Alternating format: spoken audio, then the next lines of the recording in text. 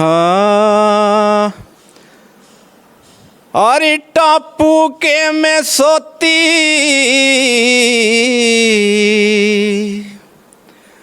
और टापू के में सोती दी छोड़ दुखियारी, फिर के था काम आवाज का और के था काम आवाज का, दिया लंगर खोल जहाज का। नमस्कार, मैं हूं भारत अधाना और आप सभी का एक बार फिर बहुत बहुत स्वागत है। आज का जो इंटरव्यू होने वाला है वो बहुत अलग है,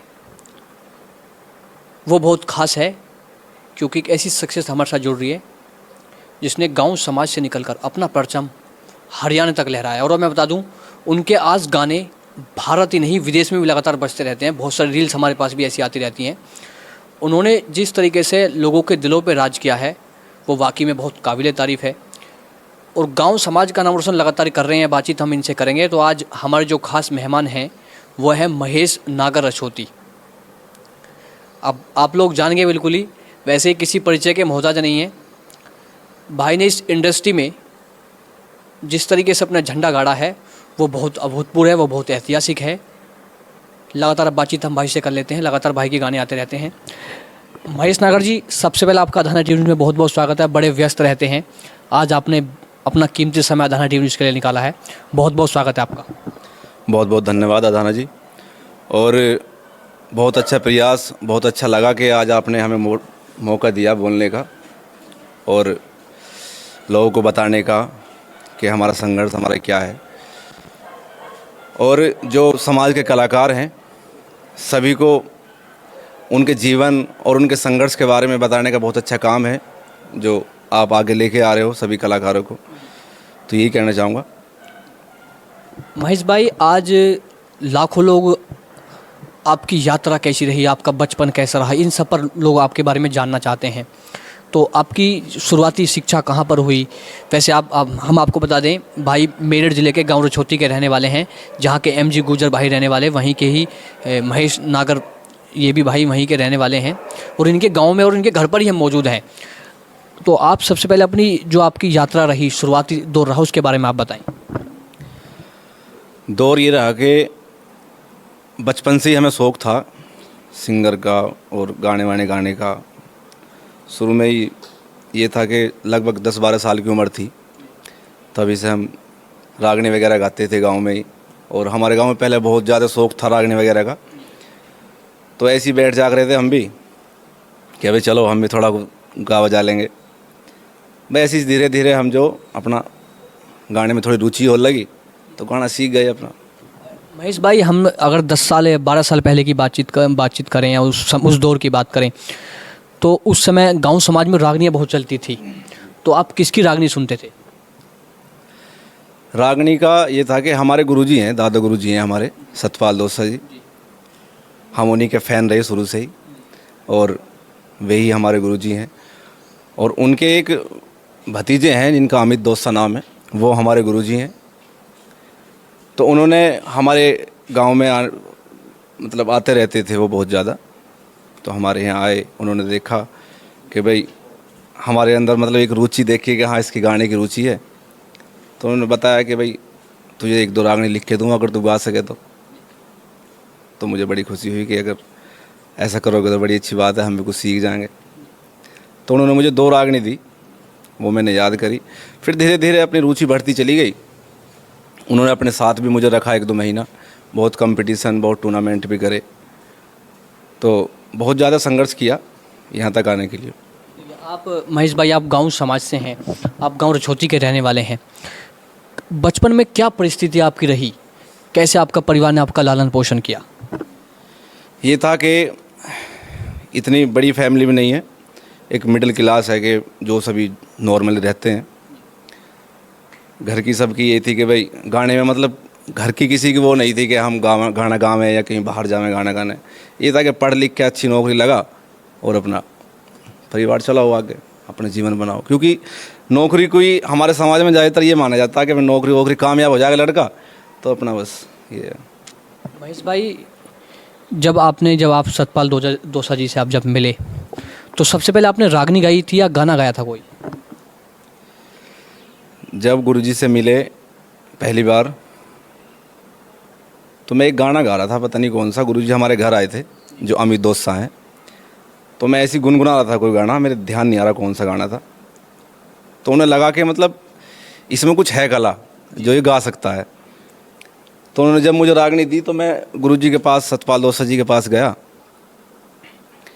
तो उन्हें मैंने एक रागनी सुनाई थी जो उन्हीं की गाई हुई थी, एक टापू के मैं सोती दी छोड़ दुखियारी। तो उन्होंने सुन के बड़ी खुशी हुई कि हमारा भाई एक पोता चेला भी है जो मतलब अब थोड़ा उभर के आएगा। तो उन्होंने भी बहुत ज़्यादा बताया कि भाई ऐसे करना है, ऐसे नहीं करना है, गाने के बारे में बहुत ज़्यादा टिप्स दिए। यही था। महेश भाई, आपने जो सबसे पहले गाना गाया था उस समय आपका कॉन्फिडेंस क्या था? कॉन्फिडेंस ये था कि शुरू में जब एक प्रोग्राम था, हमारे पास में एक रागनी का टूर्नामेंट था। पहले बिना माइक के प्रोग्राम ज़्यादा होते थे, टूर्नामेंट वगैरह। तो हम वहाँ गए, हमारे गांव में अच्छे कलाकार हैं जो पहले रहे हुए हैं, जसवीर और अचपल। तो उन्होंने मुझे एक मौका दिया अपने साथ ले जाने का, वो लेके गए एक टूर्नामेंट में। तो जब मैं बहुत छोटा ही था, लगभग 10-12 साल गई, तो मैं एक हाफ नेकर में था और ऐसी टी शर्ट पहन रखी थी, मैं चला गया।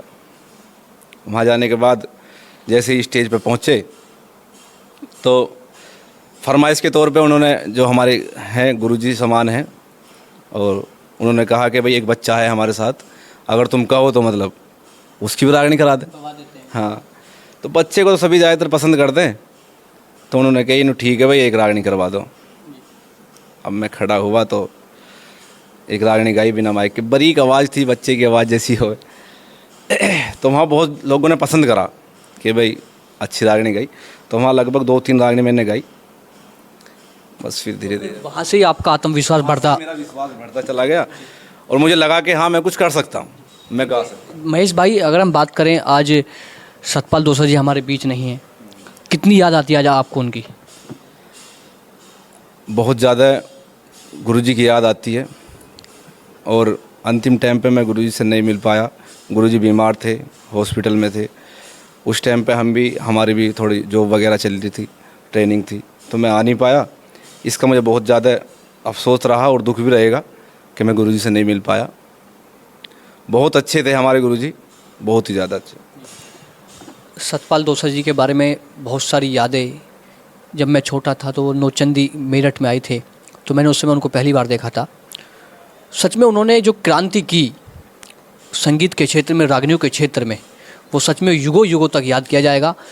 क्योंकि गांव समाज में रागनियों का उस समय बहुत प्रचलन था, अगर मैं 10 साल या 12 साल पहले की बातचीत करूँ, क्योंकि अब तो डिजिटल दुनिया है, लगातार दुनिया बदल रही है।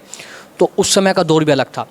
आपने जो सबसे पहले जो आपने गाया था, उसकी आप 2 या 4 लाइन एक बार गाएं। जो रागनी गाई थी शुरू में, हाँ, अरे टापू के में सोती,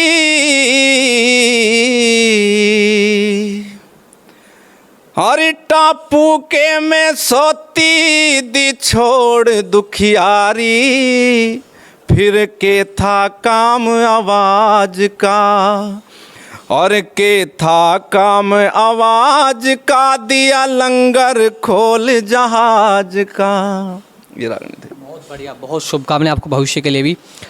तो आपने शिक्षा आपकी क्या रही है अब तक? शिक्षा, मैं पोस्ट ग्रेजुएट हूँ, MA करी है, और 12वीं क्लास तक तो हम यहीं गांव में ही, हमारे स्कूल है, यहीं हमने पढ़ाई की।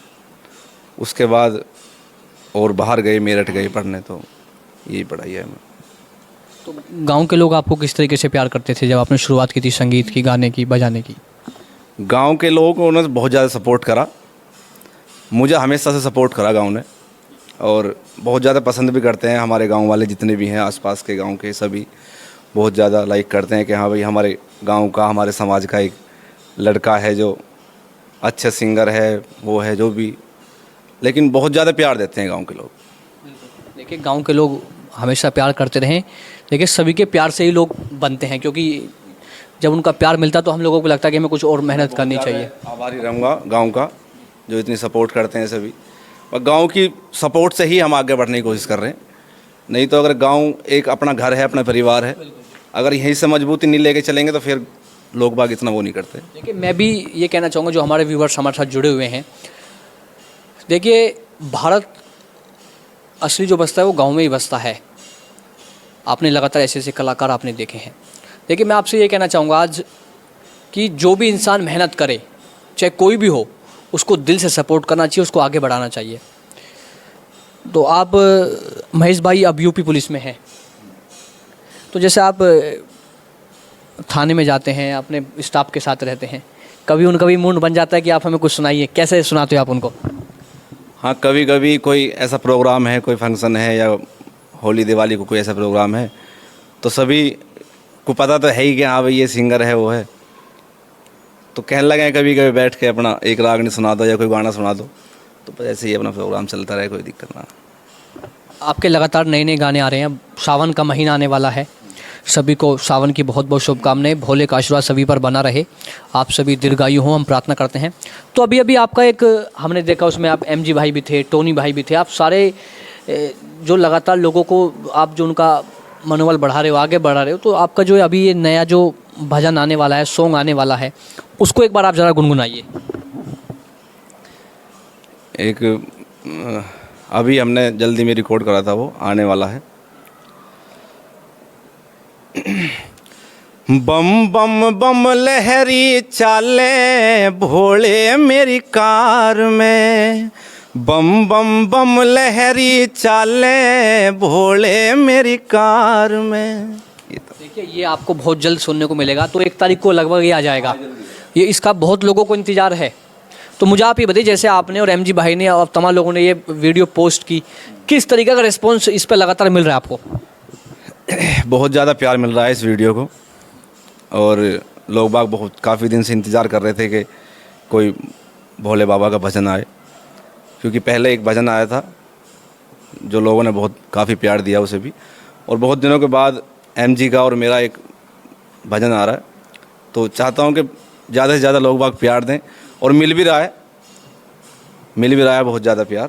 देखिए अभी आपने एमजी भाई की बातचीत की, आप दोनों एक ही गांव से हैं, तो किस तरीके से आपकी मुलाकात हुई, कैसे आपने सोचा कि हम गाने बनाते हैं, और आज तो आप लोगों के दिलों पर राज करते हैं। मैं आपको बता दूं, मैं जिस भी शादी में जाता हूं, आपके गाने ही वहां पर नज़र आते हैं, और मैं तो ऐसी ऐसी शादियां देखी जिनमें लोगों में विवाद हो गया कि पहले ये गाना चलेगा, नहीं ये चलेगा पहला।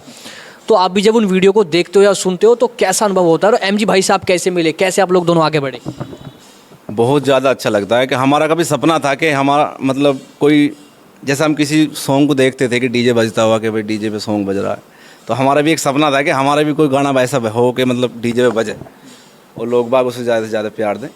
तो ऐसा हुआ, और एमजी और हम मतलब एमजी लिखता था पहले से ही, उसे शौक़ था लिखने का, तो उसे मेरे पास आया कि भाई ऐसे ऐसे बात है। मैं उससे बड़ा हूँ बहुत, तो जब तो बहुत छोटा था, जब वो लिखने की मतलब कोशिश कर रहा था कि भाई मैं लिखूँगा, तो मेरे पास आता था कि भाई ऐसे ऐसे लिखना है मुझे, तो मुझे दिखाया उसने कि लिखा है मैंने, तो उसका लिखा हुआ मुझे बहुत अच्छा लगा, उसने जो लिखा।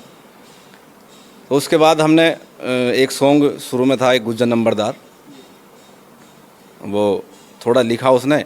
उसके बाद मतलब थोड़ी सी एक हमारे डेरियो के शीशपाल हैं जो बढ़िया कवि हैं, तो थोड़ी हेल्प हमने उनकी भी ली। उन्होंने आया, उसको मतलब हमने बुलाया कि भाई इसे सॉन्ग को थोड़ा सुधारो, तो उन्होंने ज़्यादातर जो है उसमें सॉन्ग को लिखा। तो दूसरा सॉन्ग फिर एक गुज्जर नामी आया, जिसने धमाल मचाया। हाँ, उसके बाद तो मतलब चलता ही गया बढ़िया, एमजी का बढ़िया वो चलता रहा। तो हमारे जो व्यूवर्स की एक ख्वाहिश है कि ये गुज्जर नामी वैसे तो हम लगातार सुनते रहते हैं, एक बार आप उसको भी थोड़ा गुनगुनाइए।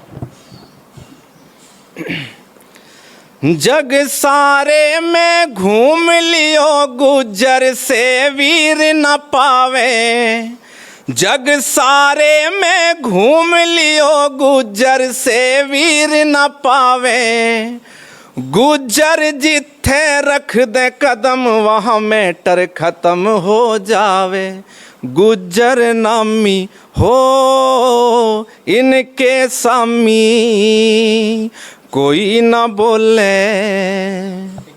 ये महेश भाई, आपको और एमजी भाई को ये बात माननी होगी, ये गाना आपको हमारे देश के हर समाज के लोग इस गाने को सुनते हैं और बहुत दिल से सुनते हैं। जब हमने ये गाने की शुरुआत करी हमने ये गाना लिखा। उससे पहले एक गुज्जर तबाही गाना आया था, बहुत बढ़िया, लोगों ने पसंद करा वो गाना। जो हमारे समाज के जो कुछ लोग हैं जो अच्छे, तो उनके आधारित बना हुआ था वो गाना, बहुत लोगों ने पसंद करा। उसके बाद जब हमने ये गुज्जर नामी गाना बनाया तो MG मेरे पास लिख के लेके आया गाना कि भाई ये गाना लिखा है। जब तो हमें मतलब इतना वो नहीं लग रहा था कि ये गाना चलेगा। एक मतलब नई सी पुरानी कंपोज थी मतलब फिल्मों की, तो हमने मन किया यार पता नहीं चलेगा नहीं चलेगा, पर देख लो करके एक बार, क्या पता चली जा। तो इतनी हमने रुचि ना ली इसमें। उसके बाद जब ये रिकॉर्ड कर दिया तो इतना अच्छा लगा रिकॉर्ड करने के बाद, मतलब खुद को ये फील होने लगा कि हाँ ये गाना चलेगा। आप भी कितनी बार सुनते थे, आप MG भाई, और आप कितनी बार सुनते थे इस गाने को लगातार रोज की? इस गाने को बहुत ज़्यादा सुना, हमारा खुद मन करता था इस गाने को सुनने का। मतलब हमें खुद लगता था कि हमने ऐसा गाना गाया यार, मतलब हम ऐसे भी गा सकते हैं। मतलब बहुत हाँ लगा कि हाँ हमने ऐसा गाना लिख दिया, गा दिया। वो मतलब बहुत ज़्यादा अपने ऊपर कॉन्फिडेंस बना हमारा। लगभग 5 करोड़ के आसपास इस पर व्यूज़ हैं वर्तमान में। देखिए 5 करोड़, देखिए ये आपको सुनने में, आप देखिए आप 5 करोड़, मैं आपको फिर बता रहा हूँ 5 करोड़ हैं गुजर नामी गाने पर। और गुजर नामी 2 भी आया, और भी लगातार गाने आते रहते हैं। अब जब छुट्टियों पर गाँव में आप आते हैं, तो जैसे आप गाँव में बड़े बुजुर्गों के पास जाते हैं, वो भी कहते हैं कि कुछ ना कुछ सुनाइए, गुनगुनाइए। हाँ पहले, अब तो खैर ये है कि टाइम इतना मिल नहीं पाता कि इतना लोग बाग उस पास बैठ पाएँ। लेकिन पहले जब मैं रागनी वगैरह गाता था तो मतलब सभी जहाँ भी बैठ गए, नो भाई एक रागनी सुना दे। तो मतलब बहुत ज़्यादा दिलचस्पी थी लोगों को कि भाई रागनी, इसकी आवाज़ अच्छी है, ये है। लोग बाग बहुत पसंद करते थे, मुझे खुद को अच्छी नहीं लगती थी। मैंने कहा यार पता नहीं क्यों पसंद कर रहे हैं इतना। तो बहुत ज़्यादा प्यार दिया हमारे बुज़ुर्गों ने, हमारे जो सभी साथियों ने, सभी का बहुत ज़्यादा आशीर्वाद प्यार है। महेश भाई ये बात आपको माननी पड़ेगी, आशीर्वाद में बहुत शक्ति होती है। तो ये जो आप लोगों का, ये बड़े बुजुर्गों का आशीर्वाद है जो आपको ऐसे मुकाम पे, जैसे कि सभी कहीं प्रोग्राम में चला गया तो वहाँ सभी पीने खाने वाले रह गए थे ज़्यादातर। हमें आज तक कोई ऐसा शौक़ नहीं पड़ा। तो जैसे कोई बुज़ुर्ग है तो उन्होंने गाना सुना, रागनी सुनी, तो बहुत ज़्यादा आशीर्वाद देते थे कि भाई तू बहुत अच्छा सिंगर बनेगा, बहुत आगे जाएगा, ये है वो है। तो बस यही है कि जितना ज़्यादा आशीर्वाद ले सको बुज़ुर्गों का, वो कम ही है। देखिए आप बाबा मोहन जी के बहुत भजन आपने गाए हैं। सेवादार भजन की ख्वाहिश हमारे एक व्यूवर्स ने कहा कि एक बार आप उनसे ज़रूर इस गुनगुनाइए, तो एक बार आप सेवादार को गुनगुनाइए ज़रा। मौका दे दो बाबा जी हमको भी एक बार, मौका दे दो बाबा जी हमको भी एक बार, मैं तेरी करूँगा सेवा, रख लेना सेवादार, मौका दे दो बाबा जी हमको भी एक बार। बहुत सुंदर। तो इस इंटरव्यू को जितना हो सके उतना आपको शेयर भी करना, लगातार इसको शेयर भी करते रहें आप। महेश भाई अब आप खुद सिंगर हो, खुद लिखते भी हो, कितनी मेहनत करनी पड़ती है किसी चीज़ को गाने के लिए, कितना संघर्ष करना पड़ता है किसी भी चीज़ को तैयार करने के लिए? ये है कि एक गाना तैयार करने के लिए बहुत ज़्यादा संघर्ष लगता है, बहुत मेहनत करनी पड़ती है। सबसे पहले तो ये है कि एक राइटर का सबसे पहले काम होता है एक सॉन्ग लिखना। वो लिखेगा, मैं बहुत ज़्यादा हार्ड काम मानता हूँ लिखने का, कि बहुत दिमाग लगाना पड़ता, पता नहीं क्या छंद जोड़ना पड़ेगा, ये है वो। तो सबसे पहले तो लिखने का बहुत हार्ड काम है। उसके बाद फिर उसकी कंपोज म्यूजिशियन बनाएगा या पहले से ही कवि तैयार करेगा। उसके बाद हम गाएंगे, हमारा तीसरा नंबर आएगा फिर। और गाने में बहुत ज़्यादा हमें पता है कि हमें कितनी मेहनत करनी पड़ती है गाने में। एक ही लाइन को कई कई बार दोहराना, और कोई कमी आ जाए तो फिर दोबारा उसे दोहराना। मतलब अगर हम स्टूडियो में अंदर हैं तो पसीनों में तर एकदम ऐसे हो जाना कि बहुत ये आपका मनोरंजन जो होता है वैसे नहीं होता, इसके लिए बहुत बहुत पसीना बहना पड़ता है। फिर ऐसा लगे कि हाँ हम मेहनत कर रहे हैं। जब पसीना दिखाई दे ना कि हाँ हम मेहनत कर रहे हैं बहुत ज़्यादा। जब वो पूरा तैयार हो जाता है उसके बाद तो आपको लगता है कि वाकई में हमने इसके पीछे मेहनत करी है। तो उस समय आपको जिस तरीके से अनुभव होता है भाई वाकई में आपने इतना अच्छी मेहनत आपने की, वो तैयार होने के बाद उसको कितनी बार आप सुनते हो? फिर गाना तैयार होगा, उसे 4-5 बार सुनेंगे, और उसके बाद फिर जो है उसकी मिक्सिंग होगी, तो काफ़ी टाइम लग जाएगा उसमें तैयार होने में। तो लगभग 5 से 6 दिन से तैयार होने में लग जाएंगे। फिर उसकी शूटिंग होगी, वो होगी। तो सभी प्रोसेस अलग अलग है। अभी मैं देख रहा हूँ लगातार एक ट्रेंडिंग में आपका है अभी पावर की बात करे से, उसको भी थोड़ा एक बार आप गुनगुनाइए जरा। पावर की बात करे तू, सरकार हमारी है, गांव का छोरा इकला पूरे शहर पे भारी है। बिल्कुल वही देखिए, हंसता हुआ चेहरा और गुनगुनाता हुआ ये जो भाई इस समय गा रहे हैं, ये वाकई में देखिए कितनी मेहनत ये करते हैं गाने को तैयार करने में। तो बहुत बड़ा संघर्ष होता है। जो संगीत के क्षेत्र में अपना करियर बनाना चाहते हैं, उनको आप क्या संदेश देना चाहोगे अंत में अधाना टीवी न्यूज़ की तरफ से? ये कहना चाहूँगा कि जिसमें भी कला है, अगर लगता है कि हाँ मैं कुछ कर सकता हूँ, थोड़ी सी भी ये दिखाई दे रहा है कि मैं गाना गा सकता हूँ, तो उसे आगे आना चाहिए और कोशिश ज़रूर करनी चाहिए। एक बार देखो, चलना ना चलना तो देखो भगवान के हाथ में है, लेकिन हमें अपना कर्म नहीं छोड़ना चाहिए, मेहनत ज़रूर करनी चाहिए। किसी भी क्षेत्र में एक बार जाना ज़रूर चाहिए। तो मैं यही कहना चाहूँगा सभी से कि जितने भी हमारे युवा साथी हैं, बच्चे हैं और आगे बढ़ने की कोशिश कर रहे हैं सिंगिंग क्षेत्र में, राइटर में, या इस सॉन्ग बनाने में, लिखने में या एक्टिंग करने में, तो एक बार कोशिश ज़रूर करो और हमसे जितनी भी हो सकेगी हम सपोर्ट करेंगे और आज तक सभी को ज़्यादातर सपोर्ट करा है। तो यही कहना चाहूँगा। अभी अगर मैं इस समय की बात करूँ, युवा बड़े फॉलोअर्स पर बहुत ध्यान दे रहे हैं। वो फॉलो करते हैं फिर अनफॉलो भी कर देते हैं एक दूसरे को। तो युवाओं में जो फॉलोअर्स का जो ये इस समय क्रेज़ लगा हुआ है, और मैं देखता हूँ कि युवा पीढ़ी आजकल गलत रास्तों पे बहुत चल रही है। क्या कहना चाहोगे आप युवा पीढ़ी से? अपनी जो ऊर्जा है उसे किस क्षेत्र में ज़्यादा लगाएं? देखो, मैं बताऊंगा कि अगर कोई टैलेंट है आदमी में, तो उसके फॉलोअर अपना आप ही बढ़ेंगे। कोई ज़रूरी नहीं है किसी से कह के फॉलोअर बढ़वाना कि भाई फर्जी फॉलोअर बढ़वाना, इससे कोई लाभ है भी नहीं, है ना। इससे क्या लाभ है? अब हमारे अगर ओरिजिनल फॉलोवर हैं तो वो हमारे तो हैं, कम से कम हमें सुकून तो है। अगर हमारे 10,000 फॉलोवर है तो हमें सुकून है कि हाँ 10,000 लोग हमसे जुड़े हुए हैं।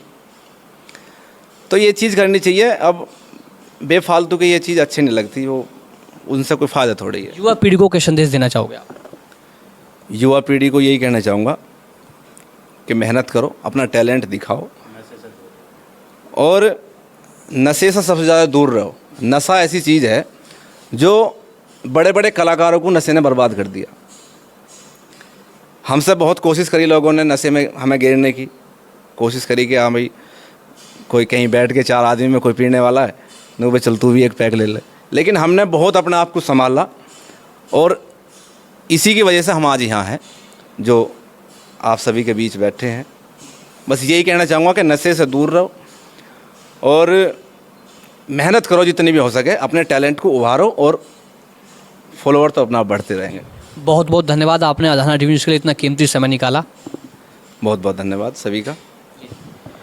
तो मैंने बहुत लंबी हमारी बातचीत हो गई है, तो मैं अंत में यही कहना चाहूँगा, परिस्थितियाँ चाहे कैसी भी हों, आपको सिर्फ मेहनत करना है और मेहनत का परिणाम ज़रूर मिलता है। संघर्ष पर विश्वास रखो तो आप ज़रूर आगे बढ़ोगे। मेहनत करते रहें, हार कभी ना माने, क्योंकि हमें कर्म करना है, फल हमें अवश्य मिलेगा। वीडियो जर्नलिस्ट प्रिंस के साथ मैं हूँ भारत अधाना, अधाना टीवी न्यूज़ मेरठ।